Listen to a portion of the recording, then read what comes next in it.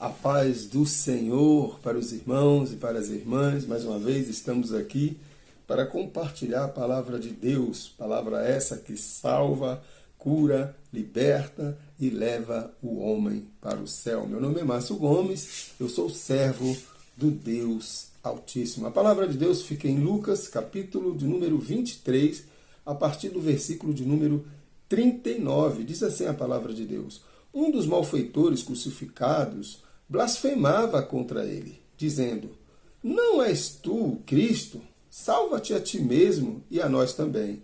Respondendo-lhes, porém, o outro repreendeu-o, dizendo: nem ao menos temes a Deus, estando sob igual sentença? Nós, na verdade, com justiça, porque recebemos o castigo que os nossos atos merecem, mas este nenhum mal fez. Acrescentou: Jesus, lembra-te de mim quando vieres no teu reino. Jesus lhe respondeu: em verdade te digo que hoje estarás comigo no paraíso. Glorificado seja o nome do Senhor. Meu irmão, minha irmã, o Evangelho ele é de uma simplicidade tremenda. A palavra de Deus ela não precisa de intelectualidade para interpretá-la. O que ela precisa é de pessoas com coração contrito, com coração aquebrantado, pessoas sinceras de coração. Pessoas que quando vão olhar para as Escrituras, vão se ver ali como um pecador, ver os seus erros através das Escrituras. Por isso que nós precisamos ler as Escrituras sem máscara, nós precisamos tirar todas as máscaras, né? Tudo aquilo que venha impedir que nós venhamos a esvaziar de nós mesmos, para compreendermos o que Jesus está querendo dizer, o que os apóstolos estão querendo ensinar. Jesus, ele de uma simplicidade tremenda, ele ensinou ao povo. E o povo era um povo iletrado, um povo que não tinha conhecimento, muitos não sabiam ler, não tinham nenhum tipo de formação e compreendiam Jesus com muita clareza. Jesus sempre foi muito claro. Quando eu analiso, fico refletindo, essa semana eu estava refletindo sobre as diversas interpretações que nós encontramos nas Escrituras. Né? Eu vi um rabino cristão dando uma palestra, ele dizendo que hoje o cristianismo está muito diversificado, você não sabe mais o que é a verdade. As pessoas estão, cada um, fazendo as suas interpretações. E hoje, nós, nesse presente século, nós somos influenciados por interpretações do passado. As pessoas não pegam a Bíblia com o coração quebrantado, com o coração contrito, orando, pedindo misericórdia a Deus, leem a Bíblia para entender. Não, as pessoas vão para livros. O que fulano falou sobre isso? O que Beltrano lá no século XIV, né? O que Augustinho falou sobre isso? O que Calvino falou sobre isso? O que Jacob Armínio falou sobre isso? Zwingli falou sobre isso? O que Berkoff falou sobre isso? Né? O que Spurgeon fala sobre isso? E aí começa cada um com as suas interpretações. Se eu sou de uma linha teológica, eu vou ler livros de autores dessa determinada linha teológica. Se eu sou de outra linha teológica, eu vou ler livros. Nós somos manipulados, meu irmão, minha irmã, o tempo todo. E a pergunta que eu faço até para mim mesmo: será que nós viramos marionete no meio, nas mãos desse povo, desses teólogos? Será? Porque às vezes nós defendemos coisas que nem nós mesmos compreendemos. Muitos homens no passado, né, talvez tentando, até de boa vontade, tentando entender Deus, criaram as suas interpretações. E muitos pegam essas interpretações e entendem como verdade absoluta. As pessoas pegam textos da Bíblia, aí vão lá para o original, pegam uma palavra que tem 5 interpretações diferentes. Aí ela pega uma dessas que é mais cômodo para aquilo que ela entende como verdade e ela começa a defender aquilo. Paulo está querendo dizer isso. Muitos pegam a carta de Paulo aos Romanos e fazem interpretações mirabolantes da carta de Paulo aos Romanos. E interessante é que todo mundo concorda que o tema central da carta de Paulo aos Romanos é a justificação pela fé. Paulo vai trabalhar isso. Nós somos justificados unicamente pela fé. Aí as pessoas começam a criar, né? Mas quem é que dá fé? Deus? É o homem que tem fé? O homem tem livre-arbítrio para ter fé ou não tem? Aí começam a se criar coisas que Paulo não está dizendo. Paulo não está falando sobre isso. Paulo não está sendo claro sobre isso. Então as pessoas querem adivinhar, querem supor o que Paulo está querendo dizer com aquele texto, coisa que o texto não está dizendo. Aí vai um e diz, não, é isso aqui. Aí vai outro, não, é isso. É interessante que todos esses teólogos aí, irmão, são todos PhD, são todos doutores. Tanto de uma linha arminiana, como de uma linha calvinista, ou de uma linha luterana, seja lá qual for a linha, todos são doutores. Não é ninguém leigo, não. Essas interpretações não vêm do leigo, não. Vêm de pessoas conhecedoras. Né? Tem que ser assim, tem que ser assado. Princípio moderador do culto. Olha que maravilha, é muito bonito isso, né? Mas é bíblico? Cadê? Está na Bíblia? A Bíblia diz lá o que pode, o que não pode ter no culto. Não pode isso, mas não pode aquilo. Não pode bater palma. Não pode ter um teatro. Não pode, tem que fazer oração de perdão de pecados antes do culto. Tem que fazer isso. Meu Deus, e começa aquela loucura, e começa cada um fazer as suas interpretações e ter isso como verdade. E muitas pessoas, às vezes, estão dentro das igrejas sendo manipuladas e direcionadas pelos outros. São pessoas que não conseguem fazer uma interpretação das Escrituras, não conseguem entender as Escrituras por conta própria. Elas estão seguindo apenas pensamentos. Tem muita gente que você perguntar na igreja, você entende isso aqui? Eu entendo porque alguém falou que é isso aqui mesmo. Não vai, não lê, não procura se orientar, se direcionar. E Jesus, gente, do jeito que Jesus falou para aquela multidão analfabeta lá no Sermão do Monte, em Mateus capítulo 5, Jesus fala hoje para mim e para você. É a mesma linguagem.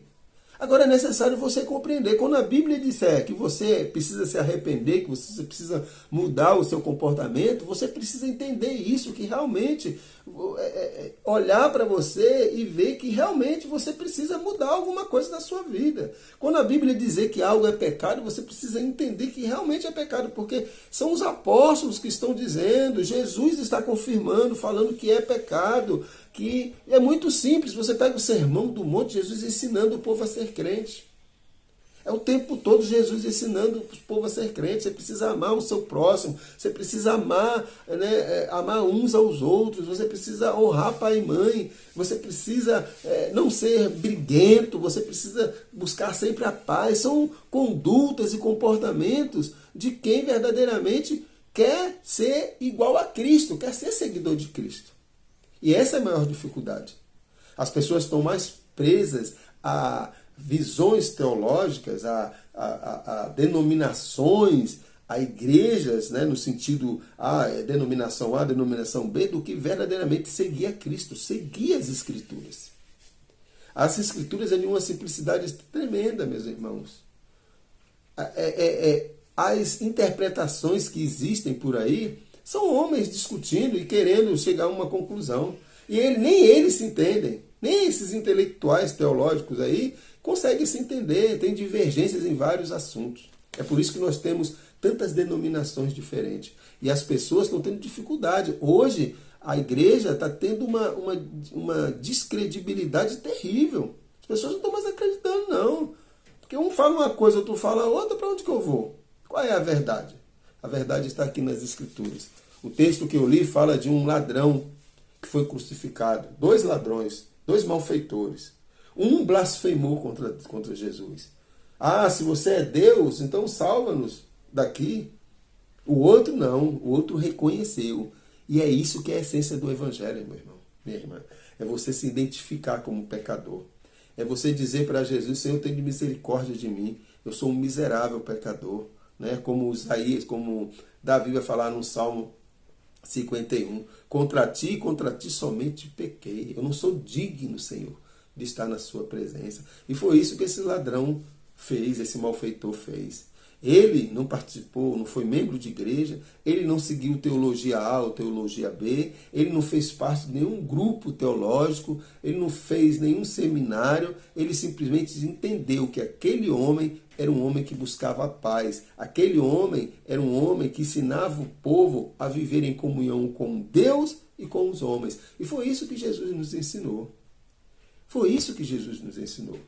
A Bíblia é muito clara, fala sobre casamento, fala sobre relação homem e mulher, fala sobre relação com os pais, fala sobre relação com os filhos. Está muito claro nas Escrituras mesmo, não tem o que se discutir. Não tem discussão, é muito básico. O que nós precisamos é do básico. Não adianta nós querermos entender mas entender a mentalidade de Deus. Em compreender Deus. Jesus vai voltar antes ou depois da grande tribulação. Não importa. Não importa. O importante é você seguir aqui as Escrituras. É você fazer como esse ladrão, se reconhecer como pecador, reconhecer que é miserável, que é pobre, que é nu e que você carece da graça e da misericórdia de Deus. O interessante é que Jesus sempre foi simples, irmãos. O homem é que complica. Lá em Mateus capítulo 19, versículo 16 ao 22, fala de um jovem que se aproxima de Jesus e fala: Senhor, o que é necessário fazer para te seguir? Eu quero te seguir, mas eu preciso fazer o quê? Aí Jesus diz lá para ele, honra teu pai e tua mãe, né?